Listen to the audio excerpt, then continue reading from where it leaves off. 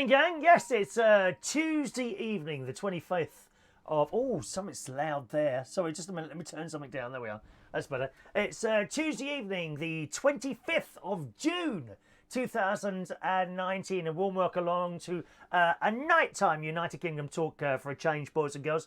On what's been a rather dreary day here in Lincolnshire. You'll notice there's a few little new bits around here because we're working now on the new, I say new, it's not new, the refurbished computer that I've just bought, which is a lot faster than the laptop thing that I've been using when I'm coming up here. So you should get a lot more smoothness now and a few little different bits and pieces there. We've been testing it out this afternoon. Thank you very much, those of you that were with us this afternoon trying out the new gear, which I think I've got sussed now, and it's all looking okay. So a very good evening to you. Tom, good evening, Tom. Very good evening, Tom, who suggested that I might try a little bit of makeup. What do you need? Or you know, I do like to sit here looking normal. Right, I use the term normal, you know, with great distrust perhaps. But Tom reckons I should try a little bit of makeup on for the shows. What do you reckon, eh? Little bit of Tom uses Max Factor. And it only takes 3 minutes to put. I've never put makeup on. That's the truth. No lipstick. No, I have. No, I haven't. No, I haven't. I can hear you now. What do you mean? Yes, you have. No, I haven't. Never put makeup on in my life. The only time I ever used to wear makeup was when I was in a Scout gang show. Do you remember the Scouts? Cubs, do your best. We will do our best.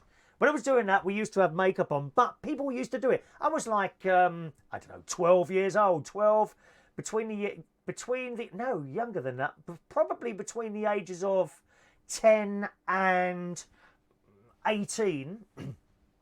And I was in this Scout gang show, and we all had makeup on before we went on the stage, but people did it. You know, we went to sit down somewhere on a wooden chair, and someone came up and put stuff on your face and all that. I loved it. I loved it. In fact, on the last night, because the gang show, this was a Scout show, you can still find gang shows all over the country. The nearest one that is to me is down at the house, probably. They have the South Berkshire gang show once a year, I think in February, which I've never actually seen. But we used to have, I was a member of the first Roehampton Scout group, which sadly is no longer. It's just not there anymore. In fact, there are no... It's incredibly sad. I spoke about this the other day. There are now no Scouts in Roehampton whatsoever. How sad is that? Anyway, but at the time there was, and we had our own group gang show. Now, this was unusual. We were the only group with our own gang show. The rest of Scouts all over the country, they'd have several groups come together. That forms the district. So they would have a district gang show, okay? So lots of different groups, perhaps, for example, the first Roehampton Scout group was part of the Wandsworth, Putney and Roehampton district. So you'd have Scouts from Wandsworth, Scouts from Putney and Scouts from Roehampton. That formed the district. But we had our own one, so it was only us with the gang show. And it was great. Oh, what a wonderful time. And I can still sing you word for word that the songs we used to sing on the show. And our theme, we had this song that we sung at the beginning of the show every year, was called 3 Cheers.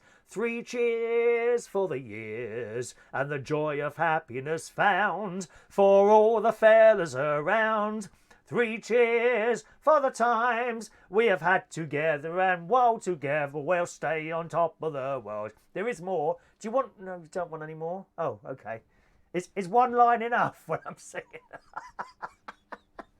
Oh no, dreadful, dear, dreadful this morning, Mildred. So, and we used to do that, and it would run Tuesday, Wednesday, Thursday, Friday, Saturday. Well, of course, Saturday was the big night because that was the last one. And I remember when I was a little boy, on the last day, I wouldn't take my makeup off. I refused to take my makeup off, and I went home with this makeup on. I don't know what people thought. You know, Mum and Dad used to pick me up. They never said a word. I would go to bed with the makeup on, and of course in the morning there it would be all over the pillow. So I don't know, Tom. Maybe I should try a little bit. I don't know. I might try a little bit like that. What do you reckon, boys and girls? I'll come to your messages in a moment. Tom wants to know what the music is. Yes. The music is written by David Arnold. okay? And it was the music supplied to Radio Mercury, which was in the south of the country. It has been used on other things before. I've seen it used on one of those.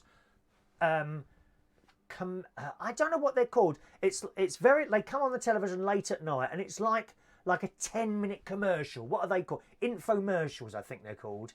Infomercials. I have heard it on there before, but I liked it so much, and I wrote to David Arnold.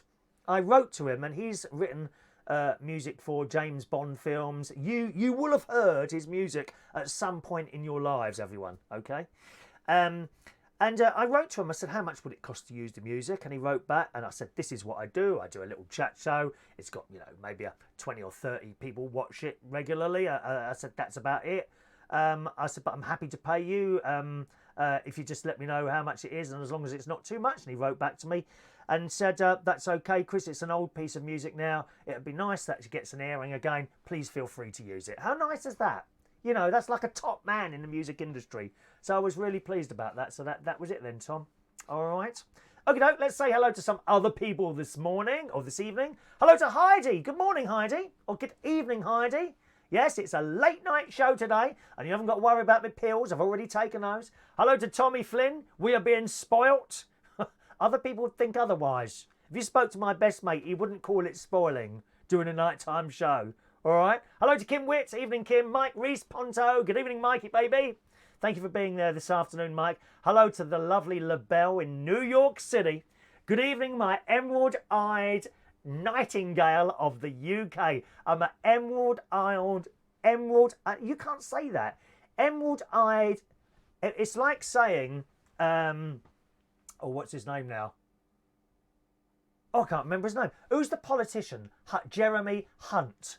It's like saying Jeremy Hunt quickly. You try it and see what comes out. It didn't work for the cow who does the BBC Breakfast News, did it? Mrs. Oh, we don't like sexism. We don't like sexism. We don't like any phobias at all. Then she comes on there, accidentally says Jeremy something else instead of Hunt, right? And then after that, she says, "Oh, I'm really sorry. It would normally be a man who says that." Says the woman who goes on about sexism all the time. Yes, we know.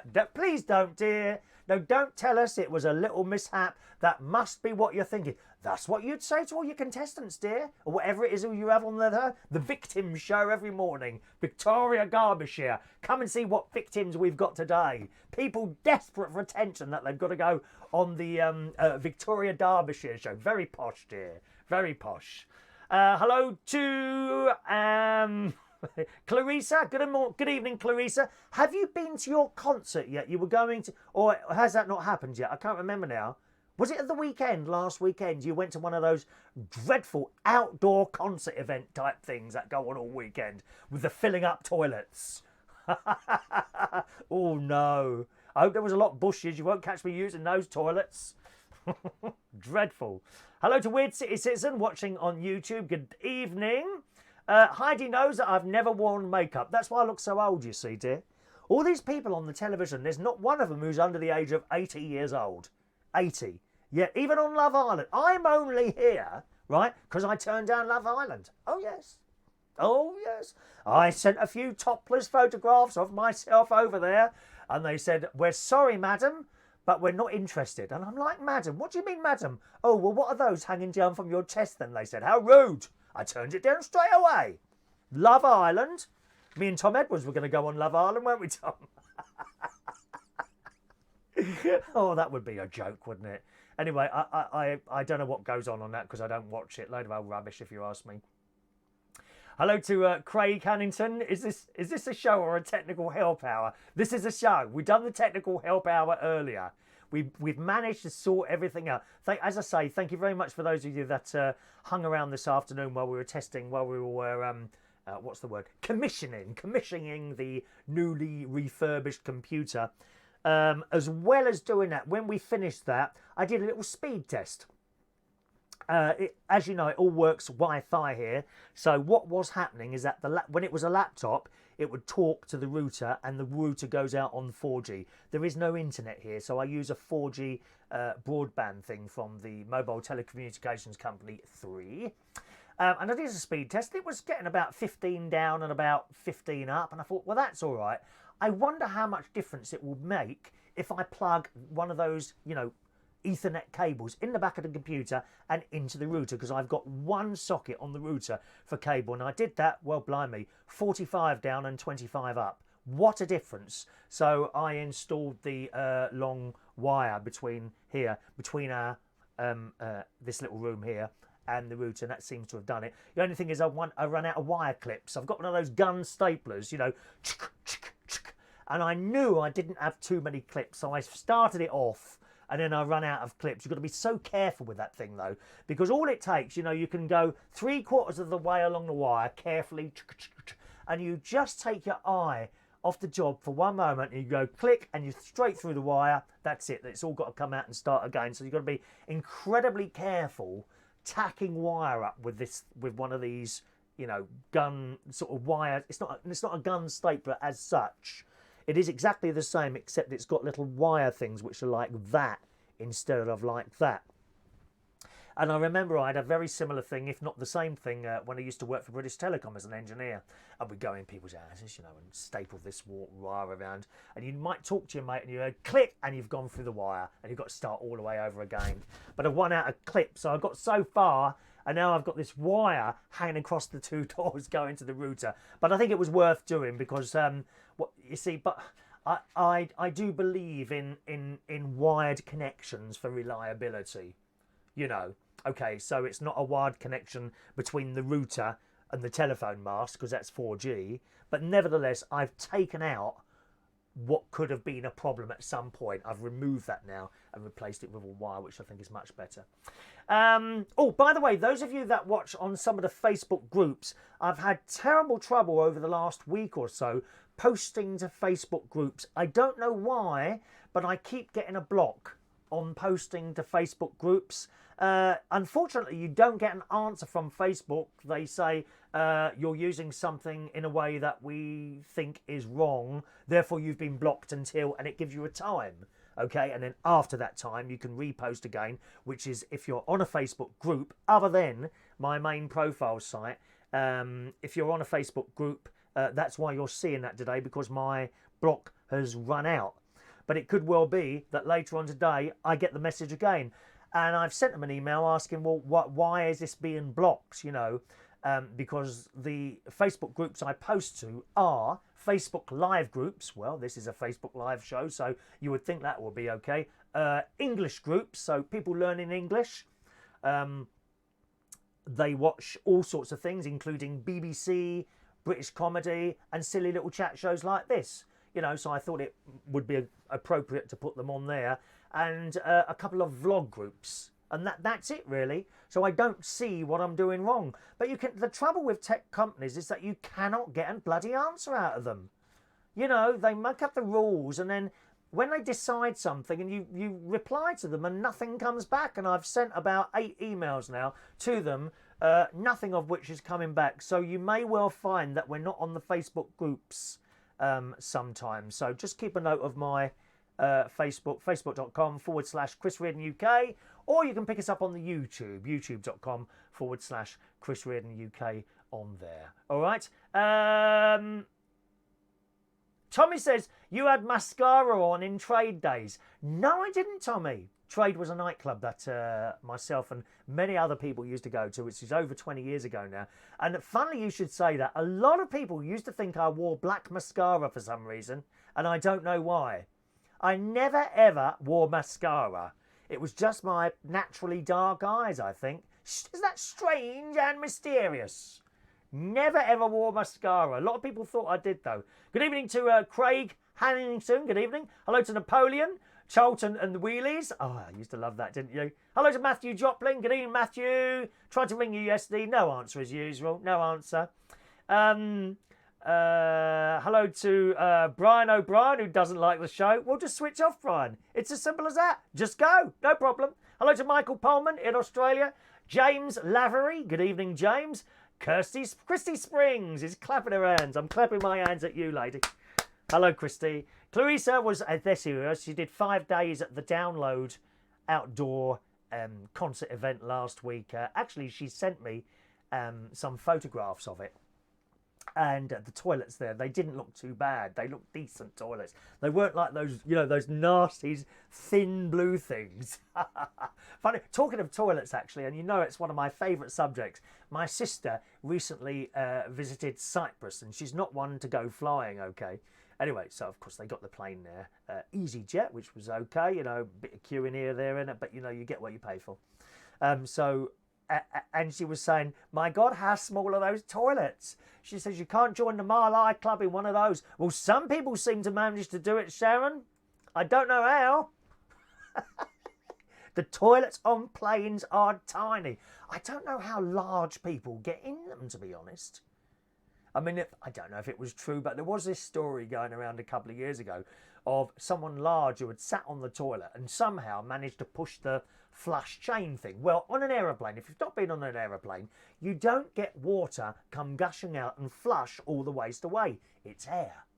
It's air. And it's some sort of suction system, and you push this thing and it goes and it sucks. Well, the story was that someone had been sitting on there who had, had a big bum, a little bit like my own, and pushed the button and got stuck to the toilet. You'd have to ease them off how would you ease them off the toilet like that? How awful, how embarrassing, more than anything else. That's almost as embarrassing as going a casualty and having something stuck up. Oh, it doesn't matter anyway. Napoleon, Glastonbury this weekend. Yes, it certainly is. It's funny you should mention that, because I pulled out this story from the Daily Mail this evening, and it says, stunning aerial photographs show Glastonbury organisers putting a colourful event together full of tent stages and bars. And obviously you can't see the picture, but it looks absolutely beautiful. I can copy that actually onto the there you go, onto the Facebook. There we are. Have a little look on that. Click on that, and I'll also, have I got Twitter on here? I don't think I've got Twitter on here. I haven't loaded that onto this computer. But anyway, the way they've set it out, Glastonbury, it looks so nice and pretty. It really does. All these different coloured tents. There's pink, yellow, green, and they've done it all in like shapes. I'll be honest with you, it doesn't look like it's a real picture. It looks to me like someone superimposed perfectly lined up tents and things. So I reckon it's that. I can't believe that's exactly as it is. But the weather's not on their side at all. Although it's going to be very hot, it could be very, very wet at all. So if you're going to Glastonbury, then have a wonderful time. I'm not sure what the lineup is. I've heard people say that the lineup isn't particularly good this year. I wouldn't go to Glastonbury. It's not my thing, really, I don't think. Even as a young person, I wouldn't have enjoyed just rolling around in mud and just getting drunk and smoking all that funny stuff. It just doesn't do it for me, but I'm sure those people that go, they want to be there and they will have a good time. So good luck to them. As I say, I have no idea what the lineup is. I remember Shirley Bassey did it once, didn't she? Old Shirley turned up there. How fantastic is that? That's fantastic. She had the special boots, didn't she? DS, Dame Shirley on there. Craig says, I'm more hailing Ireland than Love Ireland. How would you know, Craig? How would you know? You don't know what's hiding underneath this shirt, my friend. Thank you very much. Thank you. Weird City says Ethernet cables usually doubles your speed. Oh, yes, it did. And it worked very well. Oh, there's my mate, Ronnie. He says, I'm doing a show from a cupboard. This is not a cupboard, Ronnie. You know that. You've been here yourself. This is a very large television studio complex. Built specifically for me to do these How rude are you? He's such a rude person, he really is. He's very jealous of the millions of viewers that we get every week joining in our show. Remember, that's joining in. Not watching, joining in. I do like people to join in. That's what it's all about, having a good laugh. Don't worry, Weird City. There's a good, strong password on my Wi-Fi. We're not having people using my Wi-Fi to download dodgy things, if you don't mind. Thank you very much. Hello to Dominique. A very good night. Good evening. You are in Facebook jail. Yeah, but it keeps happening, Dominic, and I don't know why. It's not like there's something on there that's, I don't know, phobic of some sort or racist or sex. It's not like there's anything like that on there. So I really don't know why they keep stopping me from posting the show to the groups. Perhaps people are fed up seeing my little face. I find that hard to believe, lovey. I really do. Tommy, Gordon the Gopher wants his cupboard back. I haven't got Gordon the Gopher, but I've got this. I've got this little thing. Look at this little green thing. I think we'll put that there for now, next to the old caravan. Oh, it's a bit low. You can't see my caravan, can you? 1 minute. How can we hire that up a bit? Can we hire that up a bit? Is that how you'd say it? Hiring it up? There we are. My little caravan, as sent to me by one of our delightful viewers some time ago. There we are. And we'll put him there just for now. Just for your viewing pleasure. So in case you get bored of looking at me, which, let's be honest, is unlikely. You can always look at our little bear or our light-up caravan, all right? Good evening to Peter, Woodall Spa. Good evening, Peter, who's watching at night time. He says, it's cooler tonight in Woodall. I'm watching you live on Facebook on my 55-inch television. Wow. I haven't got a 55-inch television here in the caravan. I think I've got I think this is 40, this one I've got in the caravan.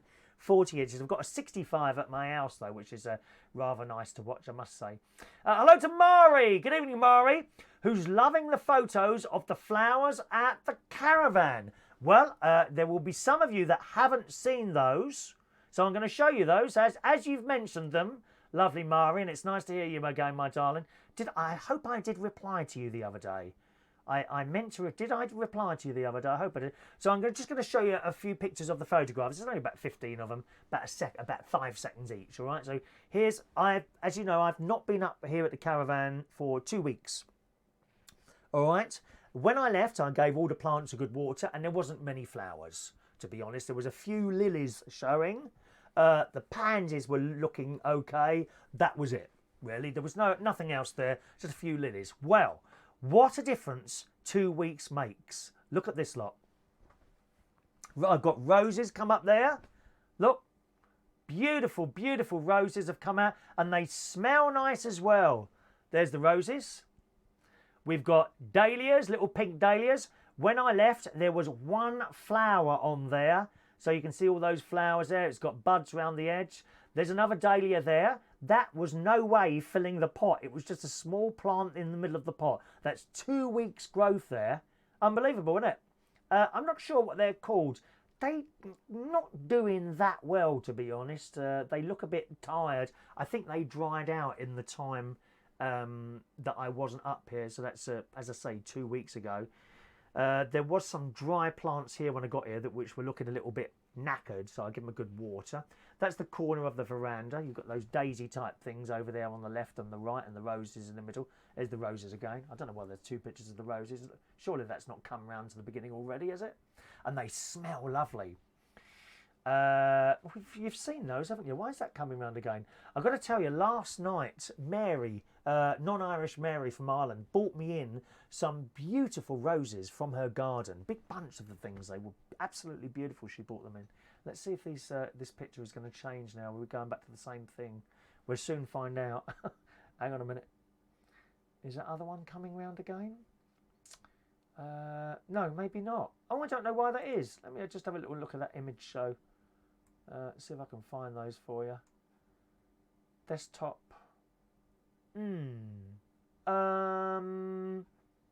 Okay, I don't know why. You should have seen a load more than that. There weren't many there, were there? There was about 15 pictures altogether, but you get the general idea. And it really has burst into life out there. The foxgloves are so high, and the bees love them. They're in and out their little cup-type things, aren't they? There's still some lilies there. The pansies have gone mad.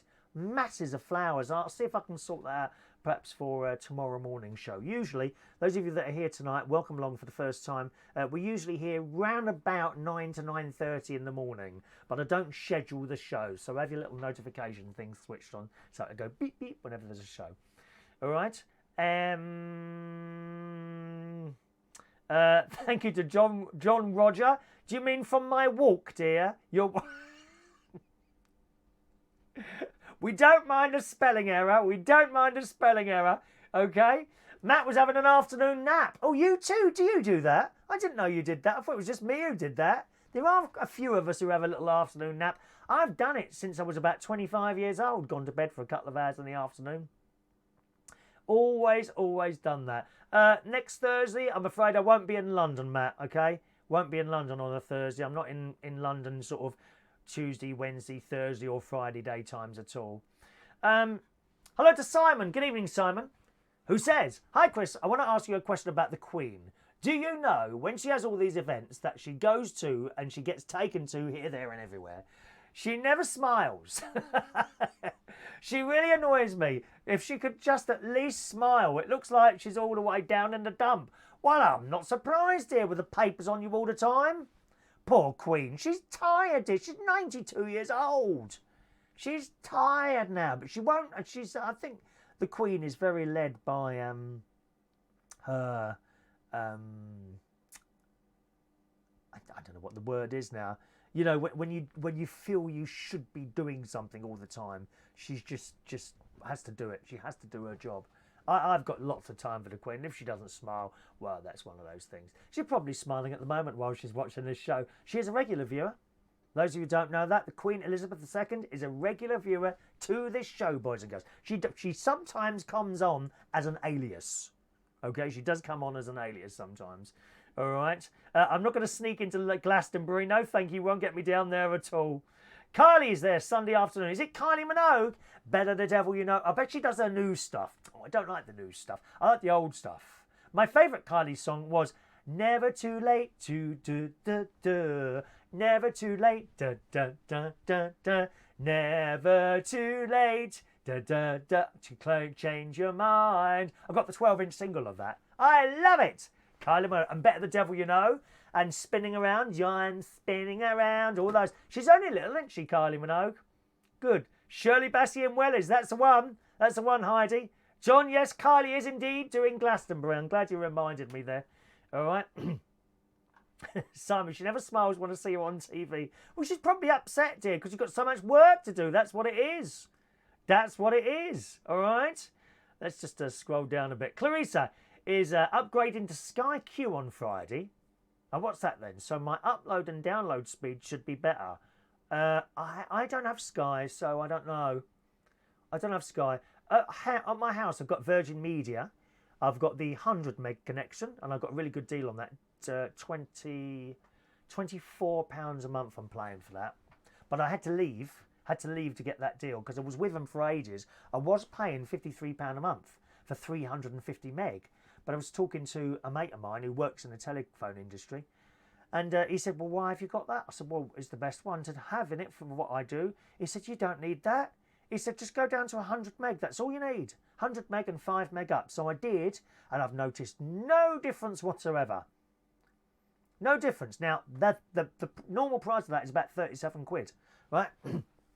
Vodafone, who are new on the market, were doing for 24 quid.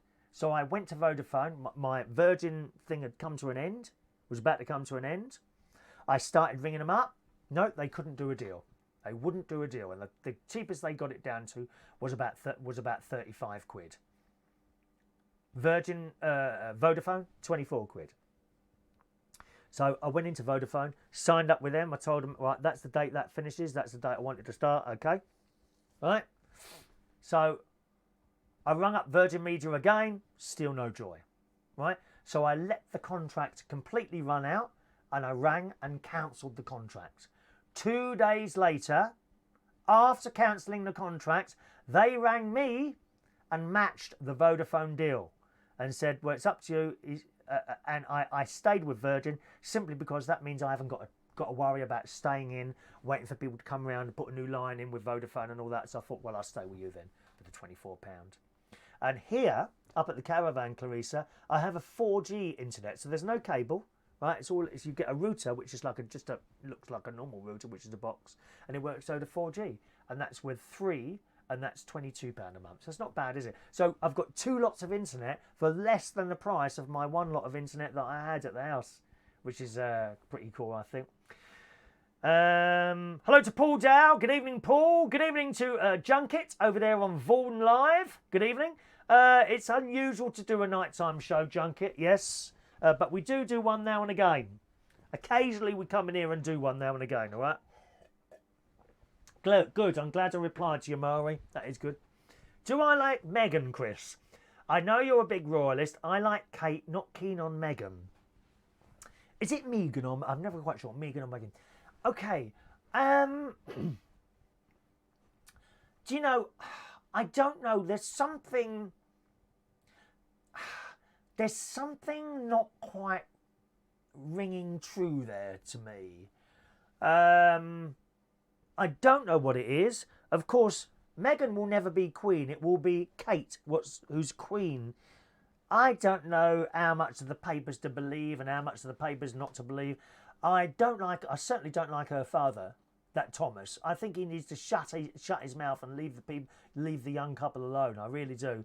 I don't dislike Meghan, but I'm not sure. I'm not sure about her. In a year's time, I might change my mind. Just watch what goes on, you know. But no, I don't know. I can't put my finger on it. It just doesn't feel quite right. With that. I mean, I suppose you could say there's no smoke without fire with the papers and people rowing and that. And some people have said that it's driven a kind of wedge between Harry and I forgot his name now. Okay, Harry and William. It's because she doesn't get on with Kate. But you don't know how much of that is true. When they stand on the balcony, they're all happy, this, that, and the other.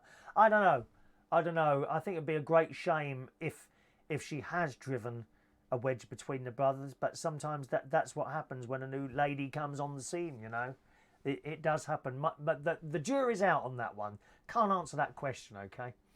Mari loves the pink flowers. I'm glad you do, darling. I'm glad you do. All right. Good. Clarissa, that's a damn good deal. It certainly is. William, thank you, Weird City. That's the one. LaBelle, I'm always overthinking, my dear. Oh, always overthinking. Now, let's talk about holidays today. Usually I sit here and I tell you about myself, but we'll save that for the morning show, okay? Let's talk about holidays here because I've seen a little story here. What's it really like staying in the world's most luxurious and expensive hotel? LaBelle reckons Meghan will play her role and will just be fine. Well, that's the thing. If she does, then that's good, LaBelle. But the thing is, marrying into the royal family, that's it. You've got to give an image all the time. And to be honest, most of them are pretty good at that. You never see the Queen shouting or commenting or anything like that. Most of them are pretty good at showing what that image that we think we should see. Whether she's able to do it or not, I don't know. We'll soon see. All right. Mari says Meghan always seems to take the lead, and I think it should be Harry who goes first. Yeah, but he might be under the spell of the lady, you see. That happens to lads. They go under the spell of the woman, and there's nothing you can do. Nothing you can do about it. Anyway, let's move on to holidays, boys and girls.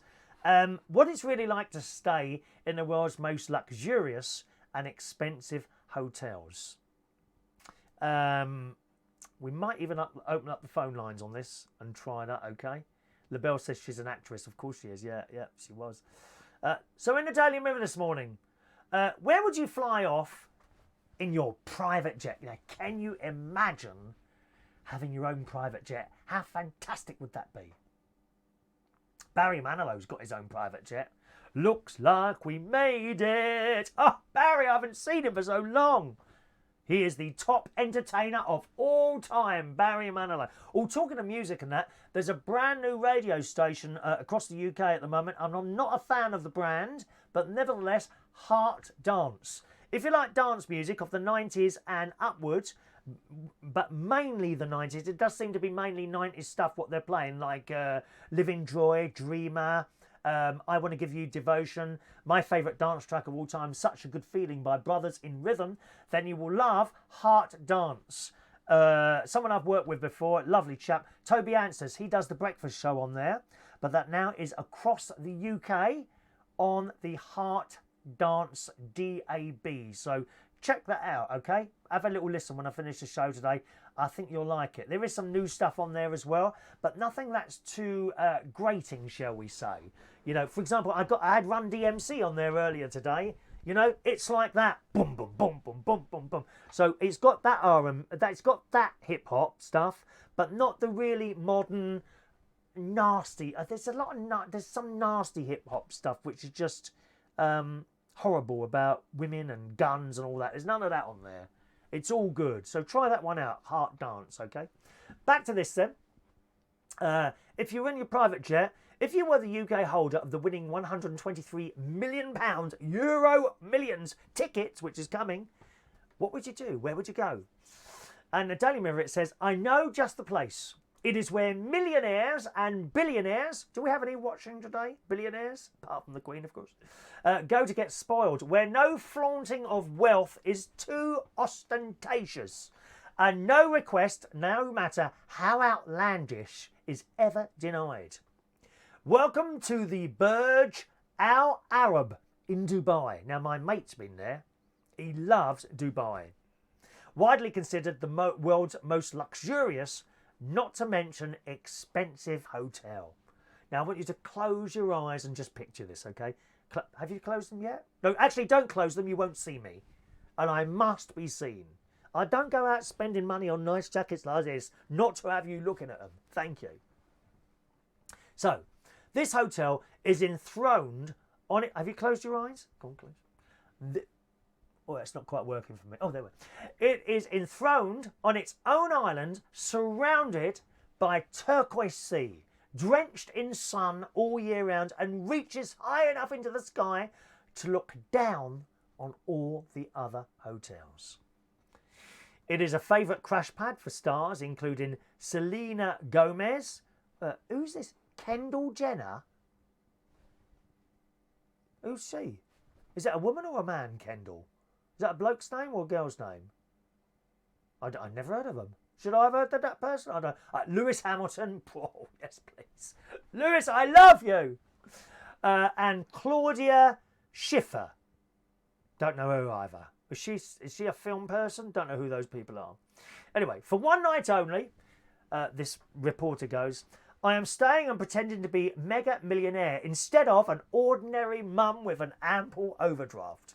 The superstar treatment starts early. Guests are picked up in a gleaming white Rolls Royce and dropped off on the hotel's red carpet. Now, after we've done this story, I'm going to ask you how you do your holidays. Okay? Do you go all out? Or, like me, do you do it on the cheap? Do you go all out? How do you fly there? What sort of hotels do you stay in? What do you do when you're on holiday? I'm going to ask you after I've done all this, so get thinking.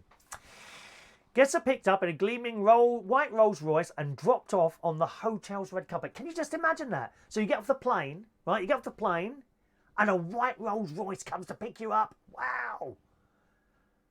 I mean, of course, this happens to me all the time, you know. This is how I get to work. That's how I get to work. A white Rolls Royce turns up at my house or my caravan and takes me all the way to Central Station in King's Cross. You don't see it because I get there too early, you see. I worry my wonky old Primark suitcase will show me up. I mean, you can't go somewhere like that and turn up with a battered old suitcase, can you? Dear me. But there is no need, because by the time I say hello to my semicircle of a dozen immaculate staff assembled to welcome me with a cocktail, my battered bags have already been whisked up into my room. And there's some pictures of these rooms. Oh my God, they're to die for. You know, it's in a different. It's in a completely different class to something like you'd see in London, though. I think it's more. You know, when you see like a hotel room on the telly somewhere like Claridge's or somewhere like that, okay? It's real. It looks a bit old, probably, and it looks real. Whereas this, it all looks a bit fake, if you see what I mean. I'm just looking at pictures. It says, and what a room it is. I am assigned a personal butler who opens the heavy door to reveal a sweeping staircase with an ornate 24-carat gold leaf, what's that, a balustrade in a suite set across 2 levels. And this is one of the bargain rooms. relatively speaking. On the lower level is an office complete with Apple computer, printer, J.R. Ewing leather chair, J.R. Ewing from Dallas. Ba-ba, ba-ba, ba-ba, ba-ba. Oh, wow, I missed that. Extravagantly stocked minibar and plenty of thick writing paper to help any lottery winner work out their sums. The loo downstairs is as big as a family bathroom. There is champagne on ice in the sitting room, which has pillow soft sofas, fresh flowers on every surface, and floor-to-ceiling views across the Persian Gulf and Dubai's golden coastline. Are you liking the sound of this so far? The television is so big and futuristic that the remote control looks like a pilot's dashboard. Upstairs is another bathroom with all the Hermes toiletries ever made. And it says, I broke my suitcase zip trying to cram them in and she's trying to nick the stuff. I hope you don't do that. Nick sheets and towels from hotels. I'll be very disappointed if I find that about you. Please let me know if you like a bath and I will run it for you, says my butler. We like to ensure you have just the right mix of salts and scent to suit your mood. You haven't got to turn the tap on. It's all done. Everything's done. It's all done for you. I have a dressing room with a fluffy gown and slippers in my side. And then there's the bed. My extended family, including in-laws, could fit in that bed. We have 16 different pillows, mattresses and duvets for you to choose from, says my butler. And if you prefer a firm mattress and your husband prefers a softer one, you can do half-half. I do like a soft bed. Do you like a soft bed or a hard bed? It sounds dreamy. Is there anything to stop my husband snoring? We are happy to set him up a comfortable bed upstairs. Good idea. Bye. I'm invited to pick my favourite flowers for my room or splurge 550 quid to have rose petals strewn around the room. Of course, all I really want is a copy of the Daily Mirror. Oh, please. Within minutes, it appears in my room. You wouldn't go somewhere like that and ask for a copy of the Daily Mirror, would you? Oh, for God's sake, woman, what's wrong with you? My one-bedroom deluxe suite costs an eye-watering £1,250 a night. The two-bedroomed royal suite upstairs is a heart-stopping £13,800 a night. Of course, I ask if I can sneak in for a tour. As I'm shown around, I am told in hushed tones, about the room's precious antiques and gently asked not to touch anything. And I'm gently asked not to touch anything. But when I see the giant revolving bed, I cannot resist the urge to dive on it. And I do. I can tell you it has a super bounce. Wow. If you're in that bed with someone, you wouldn't have to do much move. Never mind. The luxury does not extend into the rooms. Does not end in the rooms. The lobby is the most Instagrammed in the world, with shops for all those holiday essentials such as Graf diamonds.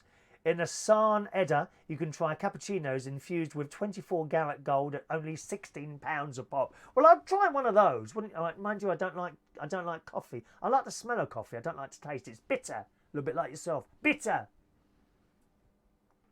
For something more substantial, the Burj Al Arab recently welcomed 3 chefs, and it goes on to talk about the chefs. Outside, around the pristine infinity pool on the terrace, there are air-conditioned cabanas in which to cool down in privacy. There's even a sun cream butler service, because if you're this rich, you cannot be expected to apply it to yourself. Wow. I mean, that is a holiday and a half, isn't it? Eh? It really is. And I'm liking the sound of that. Have you been anywhere like that? Have you ever been on a really posh holiday? I tend to do it on cheap, except for the flight. I will try, if I've got the money, I'll try and upgrade the flight. I have flown, I've been very, very fortunate enough to have had the money to fly business class to Australia and America a few times. And I'm not a fan of flying. I don't like flying. I hate the inconvenience of having to get to an airport and all this, that and the other. But nevertheless, when you're flying in such upgraded classes, it is much more comfortable. On a long haul flight, you get the flat bed and all this business. Again, going back to my sister, she'd just been to Cyprus now. I did fly to Cyprus business class. It wasn't the same as flying to like America or Australia because it's only short haul. But nevertheless, where you have the 3 seats, you had 3 seats on each side. In the business class, they take out the middle one. So you've got much more room. My sister was saying when she was on that plane going to Cyprus on the EasyJet, she was a bit like this, you know, in between 2 other people, and it's just nah. I mean, if you've got a little bit of extra money, spend the money on the flight. Hotel wise, I've never really stayed in a posh hotel at all. I always go for 2, maybe 3 stars. I mean, I don't spend my entire time on holiday in a hotel. I'll probably go down. I think I've spent time in 1 star, no problem at all, you know. In Vegas, we stayed at the Excalibur. That's probably about a 3 star. That's fine. Australia. In Australia, I stayed in. It was like a little flatlet type thing, not particularly expensive. Or Ibis hotels. That's how I do holidays. I do it on the cheap, except for the flight. I'll save up the money and buy a decent flight, because the last thing I want is to do is be stuck in between 2 people like that. Oh no, I can't be doing it. And then the queues at check-ins and all that business. When you pay for an upgrade, you should have a shorter queue. There's like a designated place, and you might have 2 or 3 people in front of you. If you're in the economy, as you well know, and I've been in economy myself, you can be standing in that bloody queue for an hour and a quarter, an hour and a half, trying to get through, and it's a blooming nightmare. Also, if you can afford to upgrade your seat, you also get a lot more on your baggage. You know, you can take a lot more with you. I know some of you that fly Ryanair and EasyJet, you know, you've got a very small amount that you can take with me. And if you go and, you know, I don't know, an ounce or whatever it is, a gram over what you're allowed to take, they really do penalise you, don't they? They really, really do penalise you. But if you go upgrade, I mean, I think to Cyprus and back, and of course I was allowed 2 32-kilo bags. 2! So 64 kilos. You're never going to take all that on a week's holiday, but nevertheless, it's the comfort of the seat, you see, and the queue in, and you get a meal before you get a meal on the plane and everything when you pay that. All right. Okie doke. So let's see what you're saying about that. And I'll open the phone line now. Okay. I'll open the phone line, and hopefully that'll work. We did try it out earlier. So if you want to call in about your holiday, whether you've spent a lot of money on a holiday and done it posh, or you've spent the bare minimum and gone camping. I used to be camping. I don't know if I could do it now. It's a long time ago, but I used to go camping in the Scouts, and there would be 6 of us in a tent. 4 of us, 6 of us, 8 of us in a big tent sometimes, or in a dormitory, you know. No mattress. Oh, good God, no. No mattress. On the floor in a sleeping bag. But we had a good time. It doesn't matter. How do you like to do your holidays? I wouldn't dream of spending a fortune on a 4 or 5 star hotel. That has no interest in me at all. Really. Marble bath, gold basin, gold toilet, a gold leaf toilet paper. Yeah, it just doesn't do it for me. It really doesn't. I think it's a terrific waste of money. But if you like to do that, I'd like to hear about that. So we'll open the phone line. There we are. And that will work in a minute. That's done. Right, there's the number up there, 0208144 3477. If you want to call in about your holiday, okay? 0208144 3477. I hope you like the new yellow colour for the phone number there. All right? Don't forget the text line is different. The text line is different, okay? That's the text number over on the left-hand side. Now, is that a little bit small, or do you want that a bit bigger? If you want to text in the show at any time, and you can't, for some reason, use a typewriter on a keyboard thing, then use the text number 07551 259 675. The phone-in number is different. If you ring on the text number, no one will answer. The phone-in number 020 8144 3477. So we've got a call coming in immediately. That was nice and quick. Who's calling in on line 1? Me. Hello, me. It's your best friend. Is that my mate? It's your best friend, Ronnie. A very good evening to you. I'm just going to whack you up a little bit, a little bit very quiet. good evening to you. Have you taken a breath yet? Right, can you just count to 5 for me? 1, 2, 3, 4, 5. Yeah, I thought you'd get to 5 at the end. Yeah, that's working nicely. A very good evening. It's my best friend, Ron. You're ringing about the holidays? A very good evening to you. I am ringing about the holidays. Now, you see, unlike you, well, no, that's wrong. Like you, yes, I do business and first. I've been very fortunate to fly first class. It is very, very nice when you have a huge seat and your feet have windows and you have a chair that massages and you have table service and they bow to you and they introduce themselves and read out the menu. And yes, it's very, very nice. Normally we try to fly either, if we're going Middle East or Far East, we try to fly Emirates or Qatar because they're the better airlines. Or if we're flying to America, we normally use Virgin and fly upper. What's the difference between the first class seats and the business? I've never ever flown first class. What is there much difference between the two? Yes, there is. Yeah, go on. There is. Well, I mean, first class. First of all, the seats are bigger and you've got more room. On some of the flights now, you have your own pod as such. It's like your own little room. Some of them you can turn into a double bed. The plane, the first class flight that I went on was coming back from Sri Lanka, and it was on a 777. So it was just a normal sort of plane. It didn't have the upstairs. We was at the very front. The seat was huge. It was like sitting in a big armchair. It massaged. It was heated. It had a cooling system.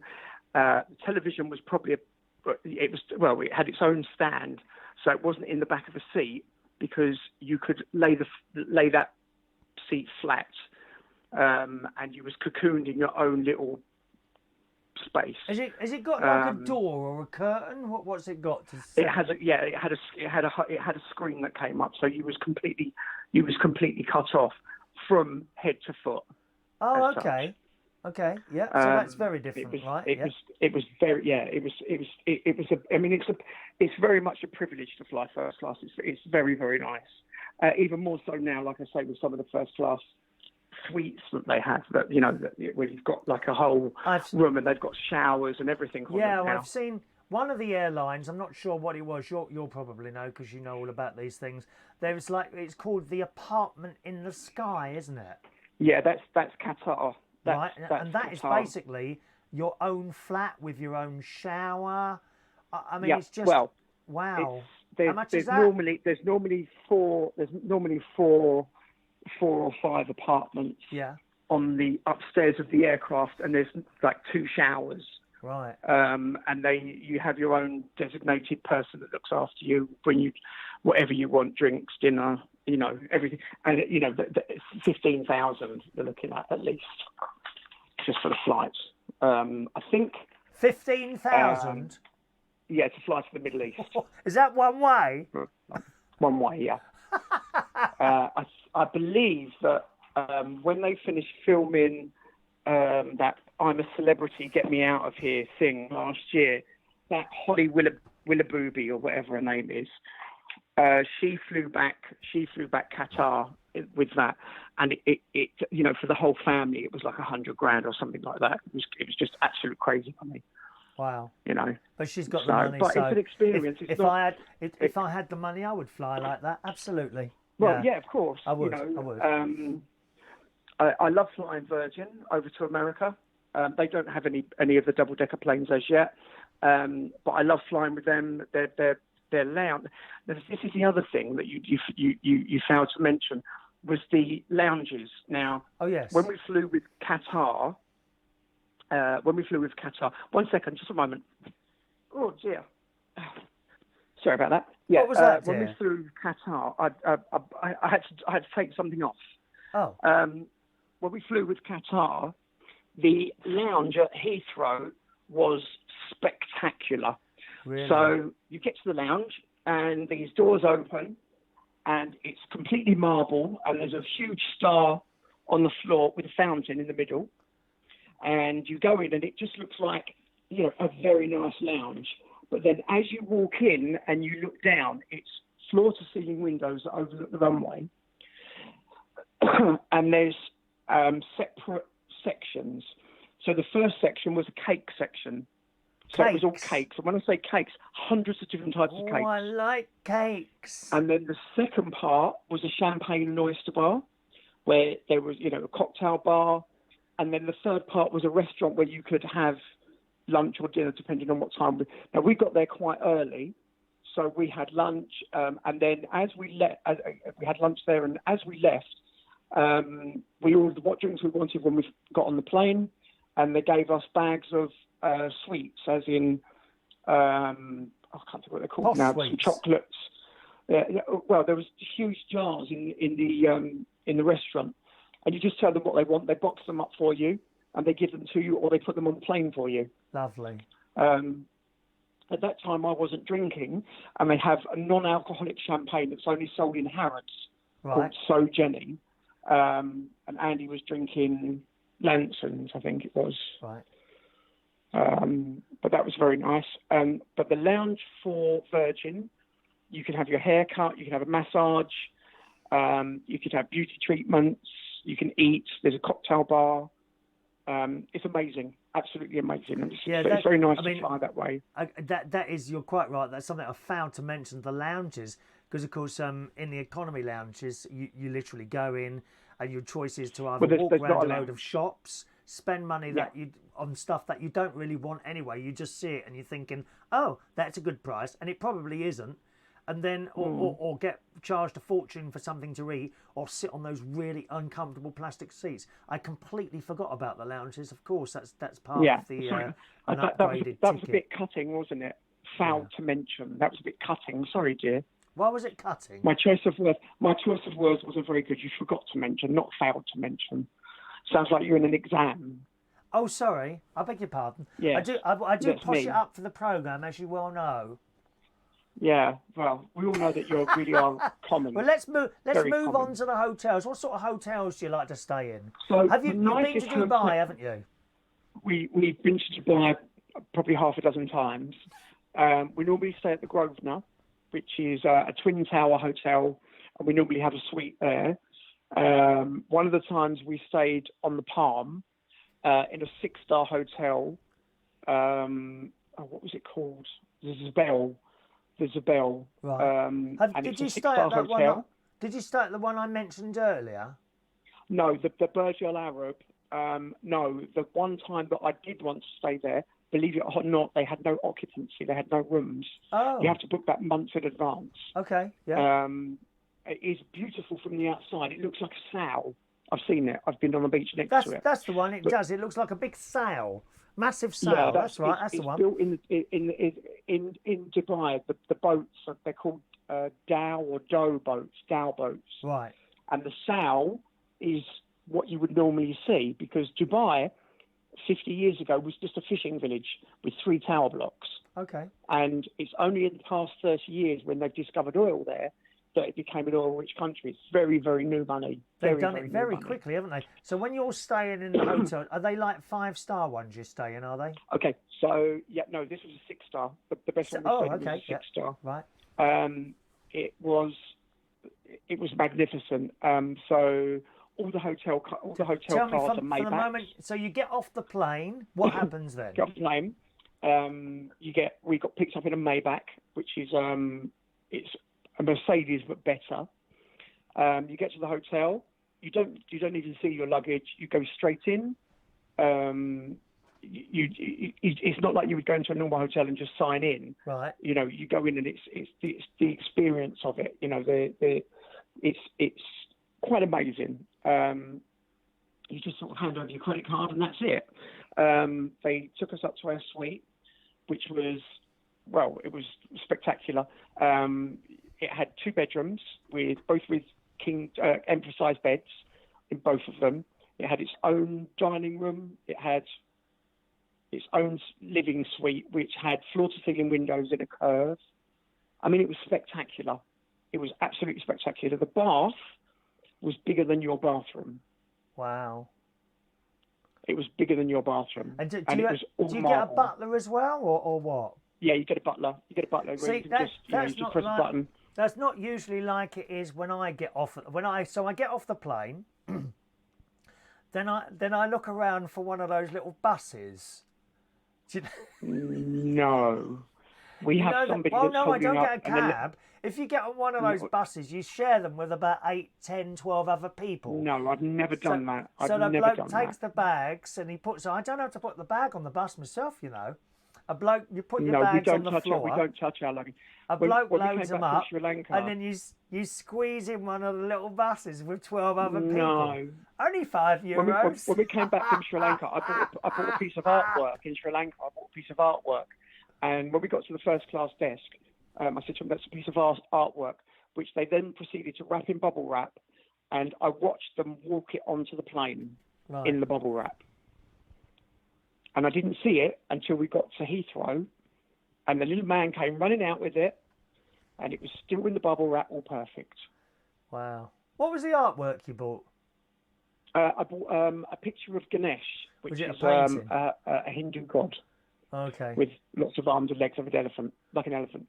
Wow. Anyway, yeah, so that was that hotel. But the Grosvenor House, I think it was the third or fourth time that we stayed there. They took us to this room. Anyway, it had a bedroom and a living room, and that was it. So I rang reception and I said there must be some mistake.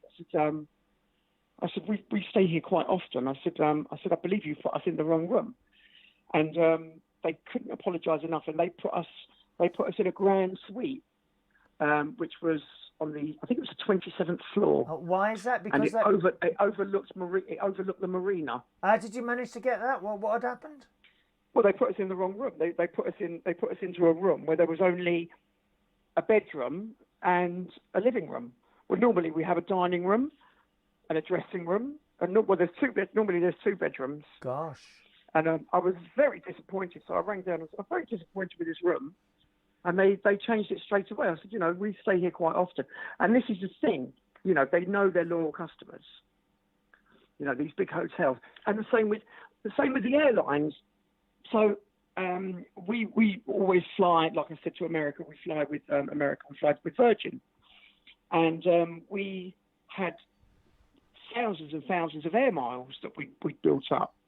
And we booked 2 return tickets in upper class to Dubai on air miles. You have to pay the taxes and charges. I think that was about 900 quid.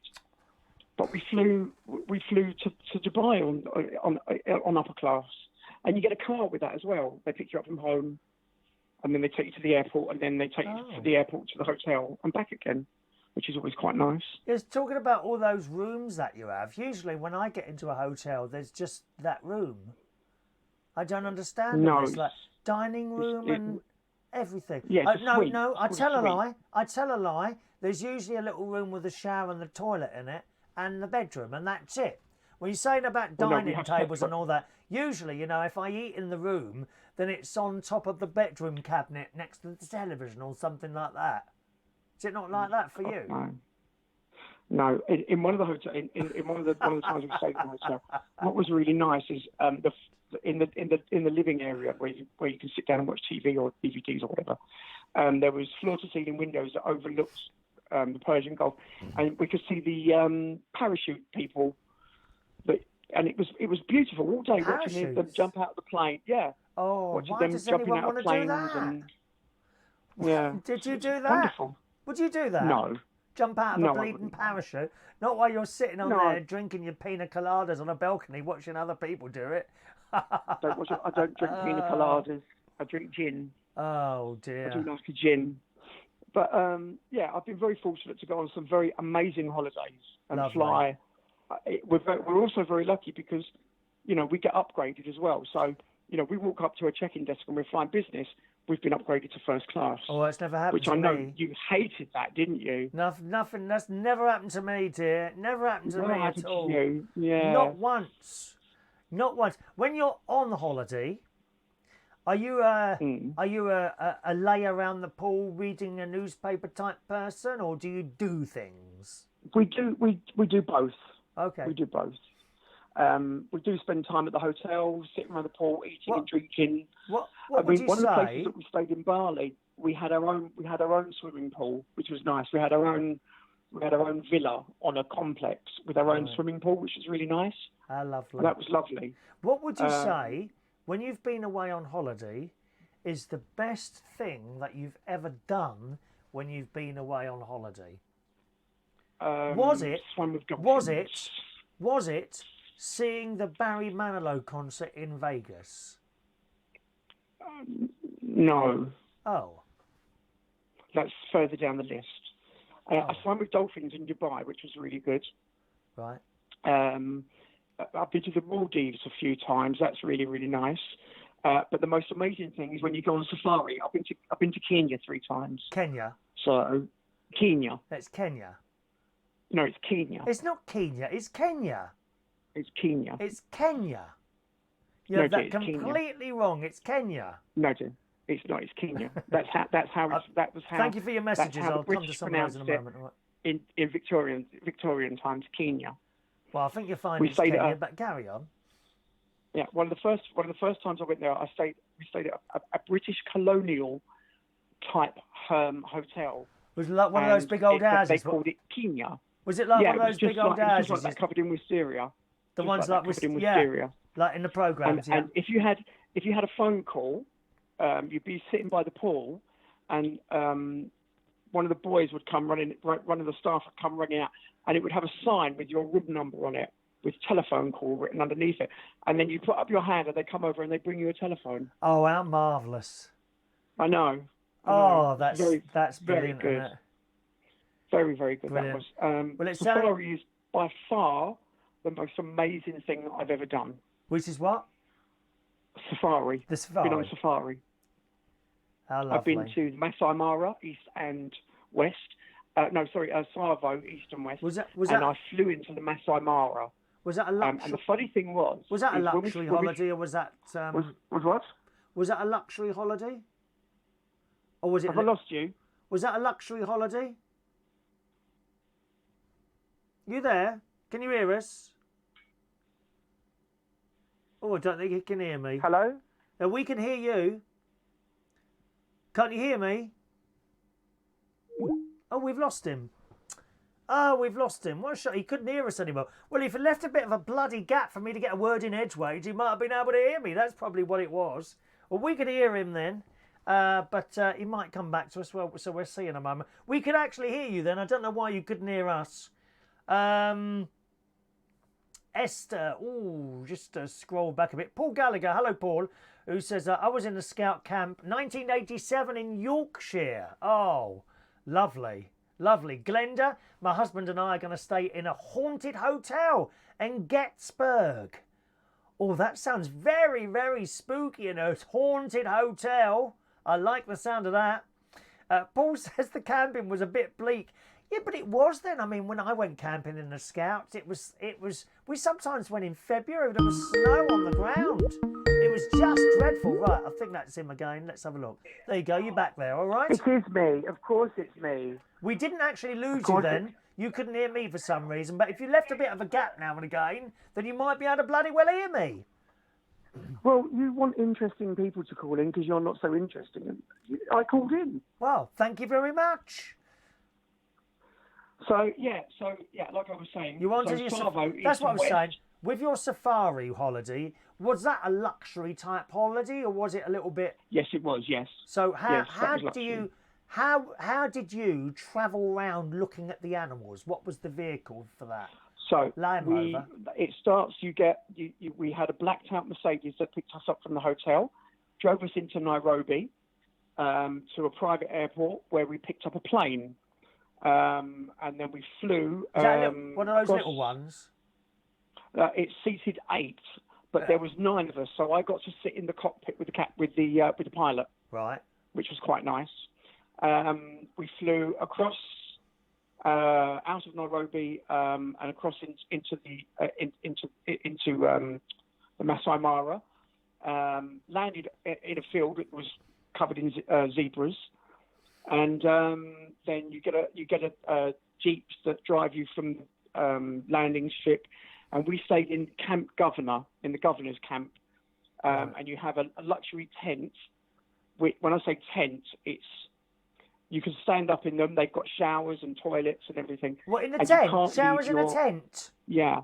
Oh, but you can't leave the tent with an armed guard, because there's lions and hippos and various other animals that would eat you. And then before dawn, you'd have breakfast. They'd bring you breakfast in bed, or if you wanted to have it in the outside, which was quite nice. Yes. And then you drive out in the jeeps, and as the sun would rise, you would see giraffe crossing across the sunrise. Utterly amazing. And then it sounds kind of. It sounds absolutely fantastic, like a safari type holiday. It's amazing. You come to a watering hole, and we stopped to have lunch. And they put out a picnic for you. Yeah. And I'm standing there, and I just went to put something in my mouth, and an eagle swooped down and snatched it out of my hand. An eagle. And all I felt was a whoosh. That's all I felt. And anyway, so he's packed up the picnic. As we're driving away, he stopped and he said, "Everybody turn around." We turned round. There was two couples, me and I can't remember his name, and another couple that we became friendly with. And he said, "Look over there." And we was looking, and it was a 15-foot crocodile, and we'd been having a picnic about 20 feet away from it. I'm not really into crocodiles, I'm afraid. I'm not keen on those. They walk around No. wild. You know, they walk around wild in Australia. People don't realise how dangerous that country is, dear. Well, all over the place. That's saltwater crocodiles in Australia. They are very dangerous. Yes. They are very, very dangerous. Things. And this is going to sound kind of strange, but in Victorian times when they used to go hunting, you can kind of, when you go on safari, you can kind of feel the excitement, because as you come over a hill or you drive into the bush, and you see the animals there, the excitement is spectacular. Oh, I can imagine it. Because you've never, I had binoculars, a camera, and my phone, and I couldn't work out which one what to use first. And the most exciting thing, I'll finish with this, the most exciting thing for me was we was in the Land Rover, and we drove into the bush, and there was lion cubs. I've got pictures, lion cubs climbing in the bushes, absolutely beautiful.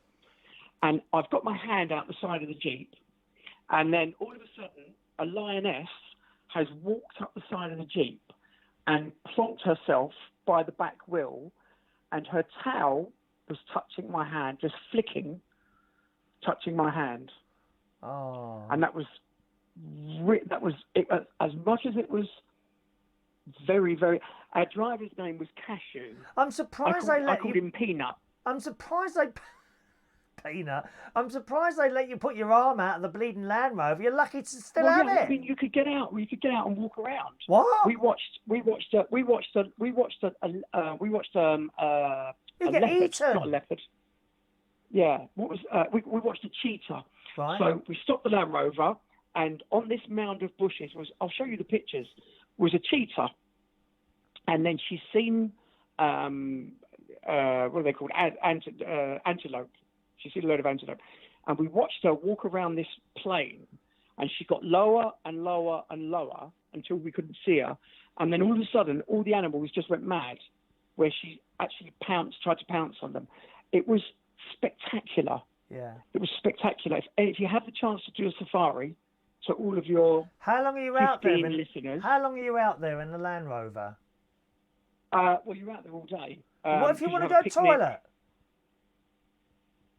Well, you use the bush.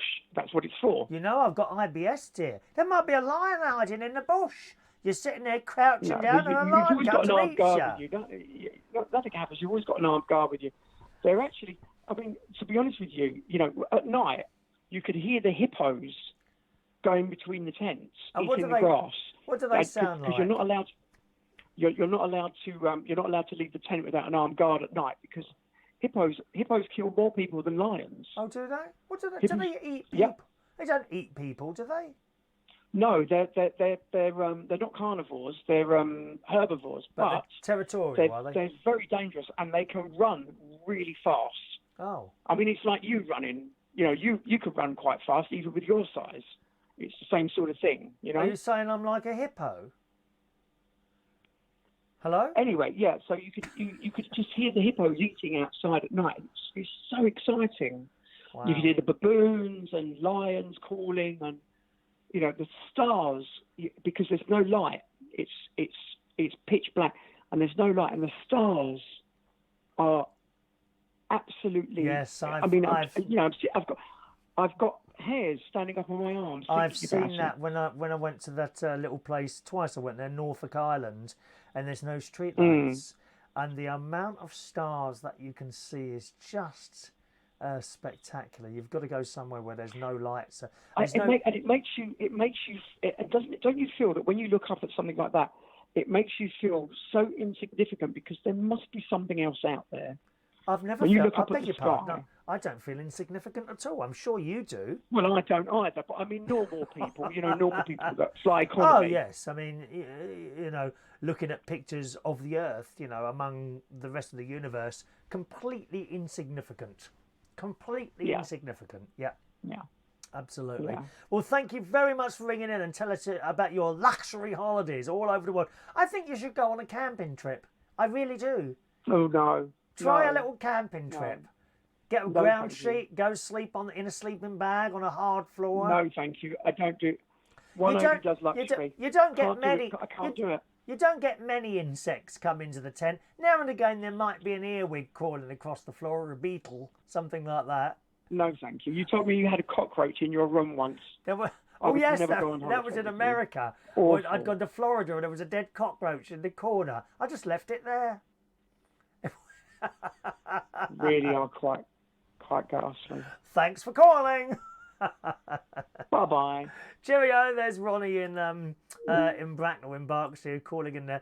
What an insight that is about what the luxury holiday market is. As I say, it's something I've never done. Luxury holidays. I think I might like. I always worry that I'm too far away from a toilet because I've got a bit of IBS, you see, which actually it's not been too bad for a while. You'll know what IBS is, I'm sure. Sometimes you have to suddenly rush to the toilet, and I haven't had a problem now for a couple of years. But last week it started again, and fingers crossed it's going to stop again soon. Hello to SCTV fan. That's Chris, I think. Hello there. Some of the cheaper holidays have been when we go to Canada with the exchange rate. We can go 5-star for everything for half the cost. That's not bad, is it? That's not bad. Hello to Roy Brownlow, who's pleased that Ronnie was on the phone. Ronnie, incidentally, is my best mate. I didn't know he was going to call up then. He was just the only person to call in. So we're grateful that he called in there. Hello to Shania. Greetings, Shania, on the Isle of Wight. Clarissa loves Virgin Airlines. I was on Virgin Airlines a long time ago. I went to Florida. Economy, Virgin Airlines, it was fine. I might have done premium economy, I think, actually. And that was great. That's a long time ago. Virgin Airways, very good, very good. Chuck, that was Ronnie we were talking to. Okay, hello to Stephen P. over there on YouTube. Roy wants to know if he'll get his own room in the caravan. Certainly not. There's only one bedroom here. I've only got one bedroom. I only need one bedroom. I've got a settee. I've had, actually, Ronnie's been up here before. He's stayed on the settee. Very comfortable. Nice big settee there. Hello to Chuck. Greetings to Chuck. Welcome to the show. Have you and Ronnie ever gone on holiday? Yes, we have. We don't go on holiday now because we row. Actually, he would go on holiday with me again, but I wouldn't. I've said no, because I can't stand rowing on holiday. In fact, it's not. I've been on holiday with a couple of different friends, and it always ends up in rows. I've been on holiday with family. That works. And it works very well. I've been on holiday both with my younger nephew. We've been to the States twice, Florida once, and Vegas last year we went to. That worked really well. Fine, great. And I've been on holiday with my niece and her little family. That works very well. And my nephew and his family. That works very well. But with friends, it doesn't seem to work for me. I don't know why. We always end up in terrible rows. And you don't want to be paying money and going on holiday and then you have a row because someone wants to do that and someone wants to do that. and I'm not blaming anyone. It's not anyone's fault. It just doesn't work for me. So, yes, I have, but I wouldn't again, no. Roy, all that cash is spent on holidays. Can't afford a decent Skype internet. That's how it is. Mike says Ronnie is the Judith Chalmers of the internet world, I reckon. Stephen, you can call in if you want. The phone number's up there. If you're still there, I know that was a long call. 020-8144-3477 is my local London number. 020-8144-3477. Hello to Paul and Lou joining us today. Ronnie is the new Alan Wicker. Oh, yes, Alan Wicker. Clarissa loves lions and tigers and bears. He's seen them all, dear. Bears. You see a lot of those at XXL on a Saturday night. It's a club in London. Hello to Paul Goodall. Good evening, Paul. Welcome to the show. Hello to Adrian. What have I missed? I was at the cinema watching Boring Men in Black. Is that a new Men in Black then, is it? I wanted to go and see the Elton John thing, but I think it's probably past now. I probably missed that one, I would guess. All right. Hippos trample people, according to Weird City. Yeah, I don't want to be trampled, thank you very much. Never make eye contact with a hippo. We can hardly miss their eyes, can you? They're really big. Hippos' eyes are very, very big. Roy, we don't worry about... No, he just doesn't listen. Like yourself, you don't listen. No one listens. Once someone's in a conversation, they don't leave a gap. I know quite a few people like that, I must say. Clarissa, need to get yourself a hippo onesie. Do they do mice? I've got fat again, Clarissa. I am a bit fat again, all right. Glenda, come to the US and look for Bigfoot. Oh, I've heard of Bigfoot. What about the abominable snowman? Do you remember that years ago? They reckon there was a massive bloke all like with long hair that was alive in the snowlands and places like that. Paul and Lou, hippos crush 500 people a year. Is that right? It's frightening, isn't it, really? Frightening. Anyone else want to call in quickly now? Because I'm going to close the line in a minute. 020-8144-3477. It's all right. You don't have to call in. I'm never desperate for calls. I can sit here and talk for hours if you want me to. 020-8144-3477. Paul and Lou, I'd be all right at Glastonbury. There are lots of Loos everywhere. Yeah, but they're all full up. They're full up toilets. Thank you very much. I'm not the only one you pick on when on holiday. I don't pick on you. It just doesn't work. Doesn't work going on holiday with friends. And I accept that. We just accept that, don't we? Is it... Ronnie, I will... Oh, you're talking to him, okay. Elton John Rocketman is still on at the cinema. Oh, is it really? I might see if I can go and see that maybe then, if it's still on Sunday night. I don't think I'll have time to go up and look for it. I'm actually on Thursday this week. I'm actually going up to Cleethorpes. Oh, it's Glenda, Pennsylvania. Hello, Glenda. Good evening, my darling. Hey. Hello, Glenda. How are you? Lovely to hear you, darling. It really is.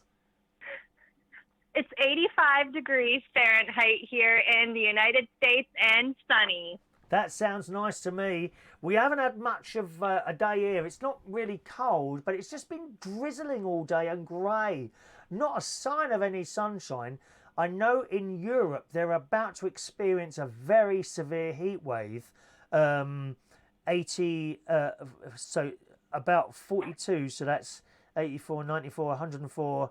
They're looking at temperatures of 115, 120 in Europe over the next few days. I think it starts tomorrow. Although we're going to get very hot down here in the south, but we're not quite getting up to the 40s. We're going into the low 30s here. So, sorry, your Fahrenheit. Are you going to... You know what that is, do you? Are you going to walk around? Yeah, so 30 would be about 90. It's not an exact, but it's around 90. So they're looking at about 90, 92 degrees down south here. I think on Saturday over in Europe, in France, so it's not too far away. They're looking at 40, which is about 110, 120. Yeah. That's a lot, isn't it? Are you going to walk around topless? Not with this fat hanging around. They think I'm a woman. I've got breasts now, Glenda. It's awful. No, you don't. I have. I was looking at You are a good-looking guy. Oh, yeah, but I'm a bit fat. Glenda, I don't like it. I can't help myself. I've had half an angel cake today, and I'll probably have the other half just before I go to bed. What was it? Do you know what kind of cake? Angel cake. Do you know that? Oh, angel food cake. Yeah. Okay, so it's 3 different coloured sponges, yellow, then a little bit of like buttercream, pink, and a little bit of buttercream. And what's the other colour? I can't remember what the other colour is now. Maybe blue, and that's angel cake. Oh, it's delicious. Only £1.20 Okay, at the co-op. I have to ask you a question. Yes. Does Randy, that word means like you're very in the mood, right? Yeah, that's right. Yes. Okay. Yes. Okay, I thought so because Randy here in the United States is someone's name. I know that. Yeah, we see it on the films and all that. Randy Johnson or someone like that. I think that's so funny. It is, isn't it? You're terrible. But, yeah, I just wanted to call in and say hello. And the whole thing about the hotel experience. Yes. My parents and I, when I was younger, we went to a hotel in Bradford, Pennsylvania, to visit my sister when she was in college. And we got to this hotel, and it was so gross. My mom lifted the covers off the bed, and there were hairs all over on the pillowcase. Oh, no. And so, yeah, she went and complained, and they moved us to another room, and she took the covers down off the other room, and it was the same thing. The sheets were all dirty. Oh. So finally we were able to get a room that was actually clean. That's awful. But, I mean, that was kind of gross. Stains on the sheets. Ew. Well, who knows what happens on those hotel beds? I don't think they wash those comforters. I think we all know what happens on those hotel beds. Sometimes they don't even know each other, Glenda. Uh-huh. I bet you have some stories to share. That must be just awful, going into a room that's dirty before you've even used it. Well, and over here, another big thing now is the bed bugs. Yes, that's been in our news. You can go into a hotel and pick them. Is that over there too? No, we don't. We haven't heard it over here. I've certainly seen stories about New York has got a bit of a problem with bed bugs at the moment, or have had for some time now. Oh, that's so nasty. Yeah. Have you ever been bitten by any of those things? Oh my gosh, no. I don't really travel much. Well, you won't... I'm pretty much I stay at home. I don't like to sleep in a strange bed. No, neither do I. Well, if you ever go away on holiday, don't think you'll be able to find the bed bugs before you go to sleep, because you won't find them. They're very good at hiding. And when you wake up in the morning, if you've been bitten, you know they've been out. Oh, what an horrible thought. I know, that's so gross. Like, disgusting.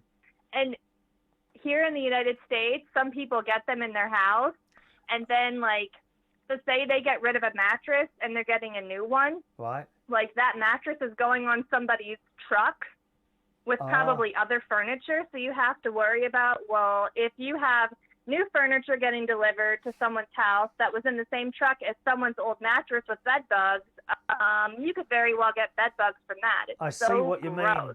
Is it quite a simple thing to treat or not? I don't think so. I think they have to come in and, like, heat your house, like, actually blow hot air into your home to kill them, because, like, it has to reach temperatures of over 100 degrees or something. It's not an easy thing to get rid of. It's like the worst thing you would ever want to have in your home. I mean, I had... That's why I'm so... I had an invasion of fleas once in my house. I had cats. And one day I was sitting there watching the telly, and I thought, oh, what was that? And I thought something had jumped on my leg. Anyway, I looked down, there was nothing there.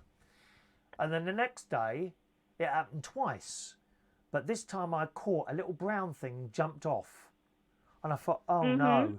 Anyway, I didn't think anything more of it. Of course, the next day, it happened 3 or 4 times. And then it started happening upstairs. And I realised I'd got fleas in the house. And first of all, I bought this stuff from the supermarket, a little bit like, you know, that powder stuff you put on carpets. It was just like that. Yeah, and you vacuum it up? Yes. So I put it down. I left it down for some time, and then I vacuumed it up. No more problem. A week later, they were back. So I tried it again, did the same thing. Done. Again, a week later, they were back again. So then I went to the vets and I said, I think I've got a little bit of a problem. It's very embarrassing.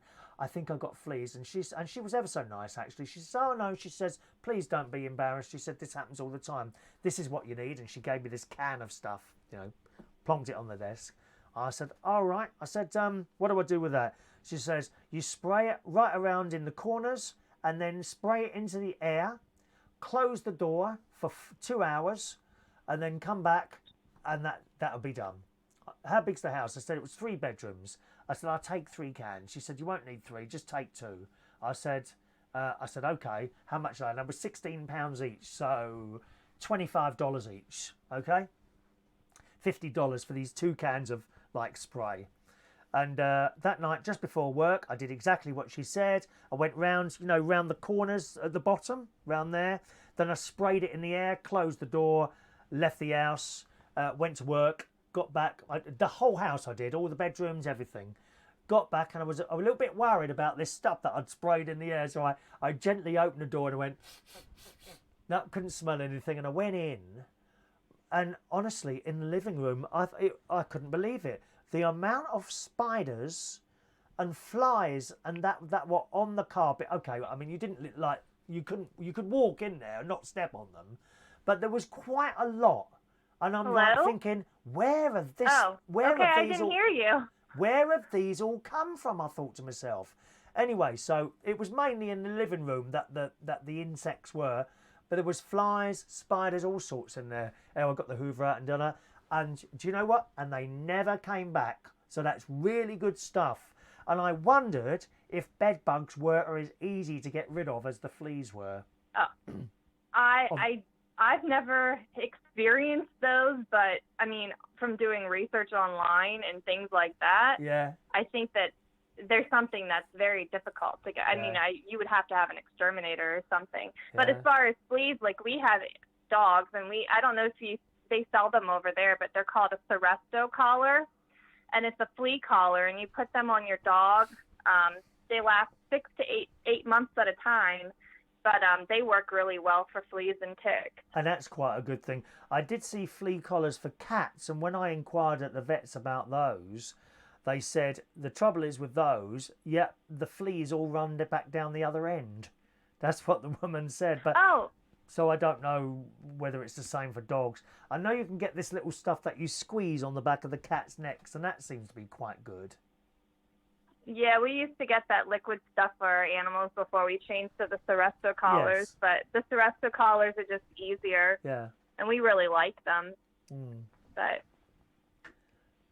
when are you getting another cat?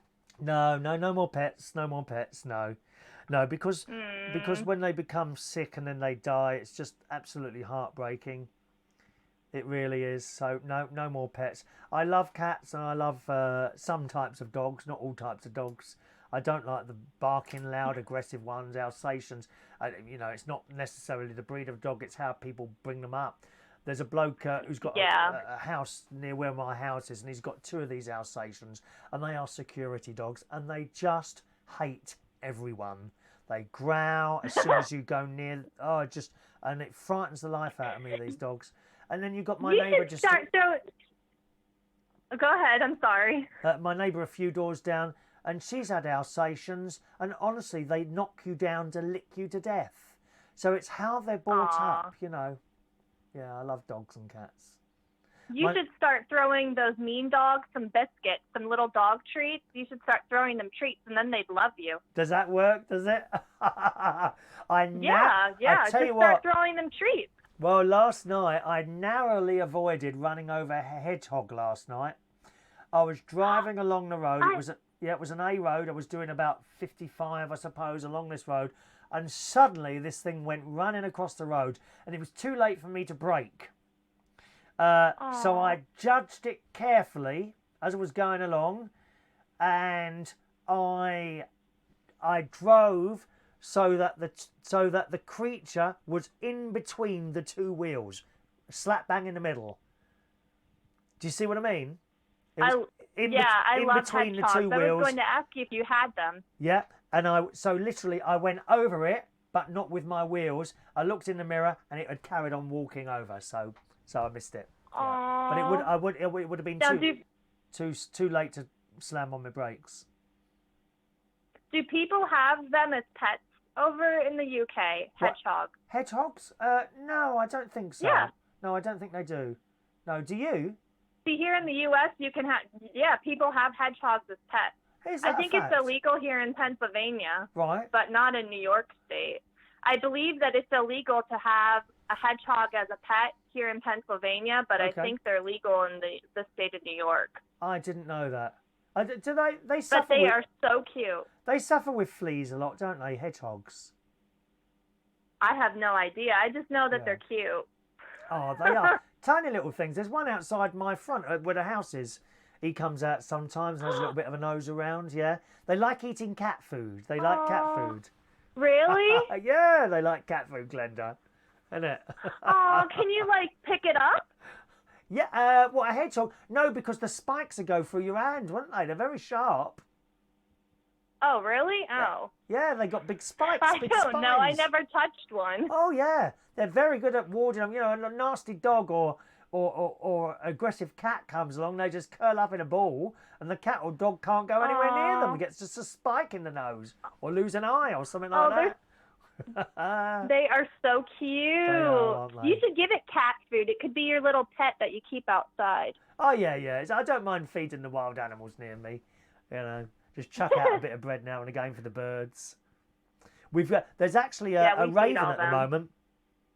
There's a big black raven. Beautiful thing it is, and it's obviously escaped from somewhere because it's got a ring round its leg, and it sits at the top of this tree. And Really? people come and feed it. They leave it bowls of food. This is in Bracknell in Berkshire, and it's a big bird. Oh, and off noisy. Meh, meh, meh. You can hear this thing for miles. Beautiful thing. And people come to see it. They come to see it. And there it is at the top of this tree, moaning its head off. Do you have cardinals Do I have? in the UK? Cardinals. It's a bird. A cardinal. Oh, red cardinals, are they? Yeah. I've heard of them. I don't know though. Don't know.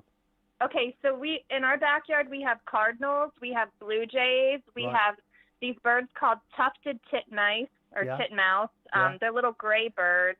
Ah, We have okay. robins. We have robins. We have robins. Sparrows, wrens, Yeah, we have robins. We have woodpeckers. robins. I Do you like have birds. woodpeckers? Well, we used to have budgies. I used to have a budgie. We don't have them here. Budgerigars. Oh, I've missed I some never messages. heard of those. Little budgie. I think your budgerig- words are so cute. When some of the things you say, I love the way you talk. Your Yeah. accent is so cute. Yeah. So budgerigars. Have you never heard of a budgerigar? No? Oh, they're little coloured birds. They're like mini parrots, but without the big beak. Little coloured Okay. birds. Maybe you call them something else. Budgerigars. I'll have to look it up online. Yeah, you can teach them later. to talk. You can teach them to talk and everything. Beautiful colours. They've got light blue, yellow, green, yellow and green. Oh, blue you're and talking white. about parakeets. Possibly. Maybe we call them parakeets. That Possibly. might be it. Possibly, but they're beautiful colours. We kept a couple Uh-huh. of those over the years. Yeah, as a child, you know.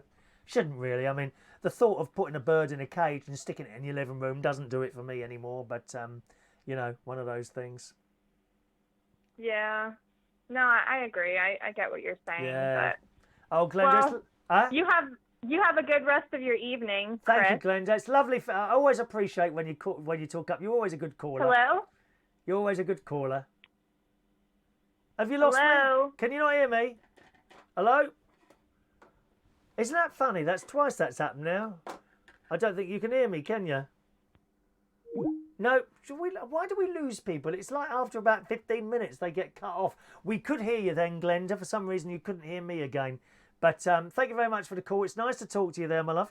A couple of messages coming in. Hello to Maureen, watching on her TV in London, who says, I've just checked your YouTube. Nice surprise. A nighttime show. Thank you very much. And thank you. Someone sent in a message who enjoyed the call with Ronny But you didn't put your name, so I've only got your phone number there, which obviously I won't read out to people. But if you've not texted in before on the text number 07551259675, if you've not texted in before, please put your name there as well. Say, I don't know, Ray from London or something like that, and so then I'll lock that into the phone, and whenever you text in, I'll know who you are straight away. Okay. Once again, Glenda, you're probably watching the show again now. We could hear you at the end. For some reason, you couldn't hear me. I don't know why that was, but thank you very much for calling in. It's a great pleasure always to talk to you, all the way from Pennsylvania as well.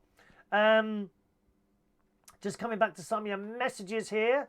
Scrolling down. Adrian in Paris on the south of France is hitting 40, so that's about 120, isn't it? 110, 120. My friends were telling me very hot, hot, hot. So it already is at that temperature, is it? Okay, I thought that was kind of starting tomorrow. Hello to Stafford Blake. Good evening, Stafford. He likes angel cake as well. I've got one more piece left, which I may have just before I go to bed there. Clarissa loves the red velvet cake. Very tasty. Lines are closed now, by the way. Don't call in, boys and girls. If you do, no one will answer, okay? Weird City stayed at a hotel in Bradford. Oh, my God. What was that like? What was that like? Mike, have you got man boobs as well?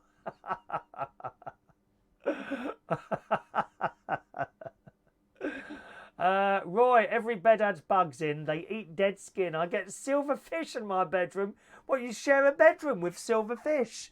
You must be able to pull something better than that, Roy. How awful. Chuck, she was from Pennsylvania. That was the lovely Glenda in Pennsylvania, Chuck. Okay. Clarissa's having to have her flea bombed in her house. Oh, is that right? Yeah, well, it's very good. I mean, I did it with the spray. So thank you. It's Louise from London. Thank you, Louise. Thank you, Louise, for taking the time and trouble to text in. What I do once someone's texting, I'll save you as Louise from London. So whenever you want to text in, then that will come up, all right, and we know it's you done. Weird City, one can put cat in can, done. What, to get rid of the fleas? Put the cat, poor little cats. Do you remember that nasty old bag who put the cat in the bin? Do you remember that video? Some old bag that picked up a cat from someone's wall and put it in a green bin. Dreadful people, aren't they? Adrian, have you taken off your flea collar yet, or do you need a new one? I haven't got fleas, I'll have you know. No fleas here at all. Hello to Grant. Good evening, Grant. We have people where I live that hate everyone. I think that's me, really, Grant. I'm not keen on people, to be honest. Especially when you're out. Awful people when you're out, especially in London. Worst place, walking around there at night. No, thank you. Mike says Frontline is good. That's the one I used. Squeeze it on the back of the cat's neck. That's what I used, Frontline. And there's another brand as well. I can't remember what it was now, but like an insecticide you put on the back of your cat, isn't it? Grant says, I had the same with a Ramona. I thought, shall I get the brakes or keep driving? if any time you want to pick up a Ramona and put them in one of those green bins, that's perfectly acceptable. Boris said so. So Boris will say so. Anyway, not long to go. 31st of October. Okay. Wayne's off to bed. Again? You're always in bed, Wayne. Good night. Back in Berkshire tomorrow morning. That's a bit of a long drive. Oh, you've had a nice time looking after your mum there. All right. In Yorkshire. What a beautiful part of the world that is, Yorkshire. There's some very cheap places in Yorkshire. If you want a nice house in the countryside, Yorkshire is the place to go. Such stunning countryside. I quite like Whitby. I've been to Whitby twice on the steam railway. Oh, that's so lovely. Whitby. What you want is a bed and breakfast. Nice family-run bed and breakfast, and then get on the train. Lovely. All right. Roy, it's nearly midnight. You'll turn into a pumpkin. Yeah, I better go, because I will turn into a pumpkin at some point, boys and girls. But we're going to do today's birthdays, because it's Tuesday, and it's birthday time here on the Chris Reardon Show on United Kingdom Talk. Let me just pull up the birthdays there, gang. 1 second, I'll be with you. Hang on a minute. Is that a message come through there that I've missed from Tom? Let's have a look there. Oh, yes, sorry. No, we were talking to him a moment ago. Birthdays, here we are. Adrian, Harrogate is very nice up in North Yorkshire. Yeah, my mate's been there, the one who was talking earlier on the phone. Harrogate, he's been there. They did the Eurovision Song Contest from there, didn't they? 1982 or 83, one of those two. It's very expensive to live. Quite posh. I worked up there for a while in the strip club. Please don't tell me that you used to take your clothes off for a living. I'm finding that very difficult to believe. Heidi says, I can't text. You've blocked my number. I haven't blocked your number, Heidi. I haven't blocked anyone's number. How can you say that? Why would I block your number? Look, no text from Heidi. Oh, I can't show you this because people's numbers. How would you block someone's number on a mobile phone? I don't know how you do that. I've no idea how you do that. Besides, you don't need to text. You can type on there. Why do you need to text? I haven't blocked anyone's number on there. How can you accuse me of blocking people's numbers on there? No one's been blocked off the mobile phone. I wouldn't know how to do it, to be honest. But you don't need to type anyway. You can type on there. Look, it's come up on there. Or is that what you mean? You've been blocked on the chat line. We can see your message up there, see? See it up there. Weird City says it is in Leeds. Yes, I was in Leeds. I did a little DJing job in Leeds some time ago now. That was a long time ago. All right, birthdays. Let's do birthdays. Happy birthday on this Tuesday, the 26th of June, Tuesday, the 25th of June, 2019. Yes, it's halfway through the year. Exactly 6 months to Christmas, boys and girls. Suzanne Brown today is 37 years old. Happy birthday, Suzanne. All right. Rao Singh, good morning, Rao, is a young 20 years old today. Peter Murray, good evening, Peter. Happy birthday to you. Sam Desmond, have we done a year? Has it been a year already again since I last wished you happy birthday? Happy birthday, Sam. Top London DJ. He does dancing and everything he does. I think he runs a dance school as well. Happy birthday, Sam. Trevor Ofori Atta today is 53 years old. Kieran, young Kieran, he pops into Central Station now and again. Good evening, Kieran. Kieran O'Brien, happy birthday. Sharon Olove, another DJ there. Happy birthday, Sharon. And Trevor Dunbar. It's Trevor's birthday as well today. So, happy birthday, boys and girls.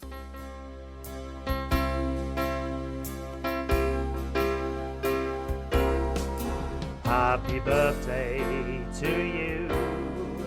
Happy birthday to you.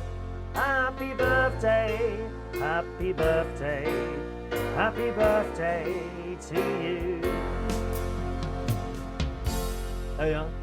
Aren't you glad the music is there now? We've at last managed to remember, after it's taken a year, to put my happy birthday music, which has been given to us by someone played that on the piano for me. It was Carl Waring who played that on the piano for me. And it's taken me a year to remember to put it on a memory stick and bring it up here. But it's there at last. Okie doke. Finally, all right, Roy, I had a new printer today. Need any fivers? Yes, please. If you could print us fivers, 50s, please. Pink, you need pink ink for the 50s, don't you? I could do with an envelope full of those if you don't mind. All right, Mike, thank you. I'm glad you enjoyed the show tonight. Thanks very much, boys and girls. That's it this evening. Hopefully, I'll be with you again tomorrow morning in our usual time slot, somewhere between sort of 9 and 10 a.m. If you're new to the show, once again, you're very welcome along. It's just about having a little bit of a laugh each day, usually, as I say, in the morning. But a show can appear at any time. It's not scheduled at all. So have your notifications set either on YouTube. You can find my YouTube channel, and the show goes on YouTube and Periscope and Facebook all at the same time. Okay, so you can either watch on YouTube, youtube.com/Chris Reardon UK is my YouTube channel, or on Facebook, facebook.com/Chris Reardon UK. Thanks so much for watching and listening, and I'll see you again hopefully tomorrow morning. Have a nice evening. Good night now.